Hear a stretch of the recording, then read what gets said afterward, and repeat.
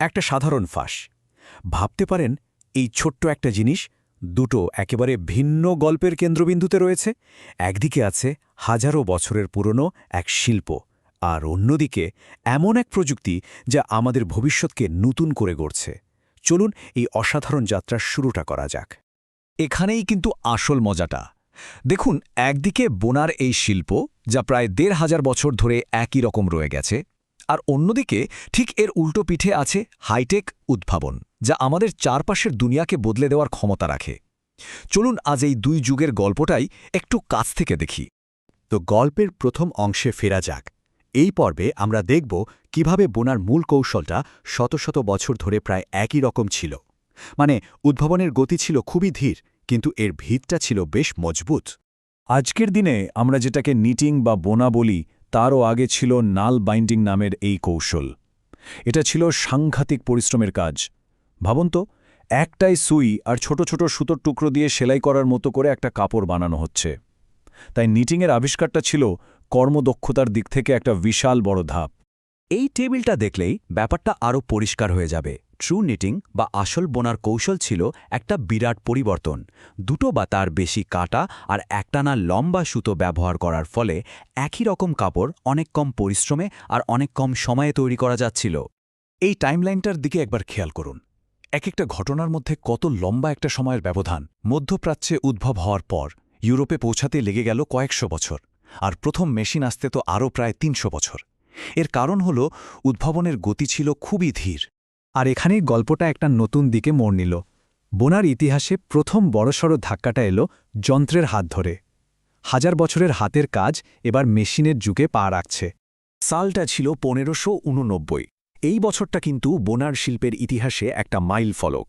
Reverend William লি stocking frame নামে প্রথম একটা যান্ত্রিক বোনার মেশিন আবিষ্কার করেন, যা টেক্সটাইল শিল্পকে চিরদিনের জন্য বদলে দেওয়ার পথে এক বড় পদক্ষেপ ছিল। আচ্ছা, এই তথ্যটা কিন্তু সত্যিই অবাক করার মতো। উইলিয়াম লির এই আবিষ্কারটা শিল্প বিপ্লবের প্রায় ২০০ বছর আগের ঘটনা। ভাবা যায় তিনি তার সময়ের থেকে কতটা এগিয়েছিলেন। এই একটা যন্ত্র মানুষের হাতের চেয়ে প্রায় ৬ গুণ দ্রুত কাজ করতে পারত, যা সেই সময়ে ছিল এক কথায় অভাবনীয়। যন্ত্র আসার সাথে সাথে একটা নতুন সমস্যাও তৈরি হলো। বড় বড় ফ্রেমে একবারে অনেকটা কাপড় তৈরি করে সেটা কেটে কেটে পোশাক বানানো হতো। এগুলোকে বলা হতো কাট আপ। এতে উৎপাদন তো বাড়ল, কিন্তু হাতে বোনা পোশাকের মতো সেই নিখুঁত ফিনিশিং বা আরামদায়ক ফিটিং পাওয়া যেত না। অর্থাৎ গতি আর গুণের মধ্যে একটা লড়াই শুরু হয়ে গেল। আর এখানেই আমাদের গল্পটা একটা দারুণ নাটকীয় মোড় নিচ্ছে। এতদিন ধরে সমস্ত উদ্ভাবন ছিল মেশিনকে আরও উন্নত করা নিয়ে, কিন্তু এখন আমরা এমন এক দিকে ঢুকছি যেখানে মূল ফোকাসটা আর মেশিন নয়, বরং সুতো নিজেই। যখন বুদ্ধিমত্তাটা মেশিনের বদলে উপাদানের ভেতরেই চলে আসছে। তো গল্পের দ্বিতীয় পর্বে আপনাকে স্বাগত। এখানে উদ্ভাবনের গতিটা হবে ঝড়ের মতো। এবার বিপ্লবটা আর মেশিনে নয়, ঘটছে একেবারে সুতোর অণুপরমাণুর স্তরে। চলুন দেখি বিজ্ঞান কিভাবে সুতোর সংজ্ঞাটায় পাল্টে দিল। এই চার্টটা দেখুন। বিশ্বজুড়ে যে পরিমাণ ফাইবার উৎপাদন হয় তার প্রায় ৬৭% সিনথেটিক, মানে ৩ ভাগে ২ ভাগ। ১৯৫০-এর দশকে যে যুগের শুরু, তা আজ পুরো বাজারটাকেই নিয়ন্ত্রণ করছে। এটা কিন্তু একটা বিশাল ব্যাপার। দেখুন, একদিকে আছে পশম বা তুলার মতো প্রাকৃতিক ফাইবার যা আমাদের আরাম দেয়, উষ্ণ রাখে, আর অন্যদিকে আছে কেভলার বা নোমেক্সের মতো পারফরম্যান্স সিনথেটিক্স। এদের বৈশিষ্ট্য হল প্রচণ্ড শক্তি আর তাপ সহ্য করার ক্ষমতা। ঐতিহ্যবাহী গুণের সাথে এই ইঞ্জিনিয়ার্ড ক্ষমতার পার্থক্যটাই এই নতুন যুগের পরিচয়। কেভলারের কথাই ধরুন না, ওজনের সমান হলে এটা স্টিলের চেয়েও ৫ গুণ বেশি শক্তিশালী একটা ফাইবার। এটা যেমন প্রতিরক্ষামূলক গ্লাভসে ব্যবহার হয়, তেমনি সেনাবাহিনীর বুলেটপ্রুফ ভেস্টেও লাগে।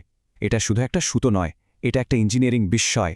এখন এই নতুন ধরনের ফাইবার আর ডিজিটাল প্রযুক্তি একসঙ্গে মিলে উৎপাদন প্রক্রিয়াটাকেই আমূল বদলে দিচ্ছে।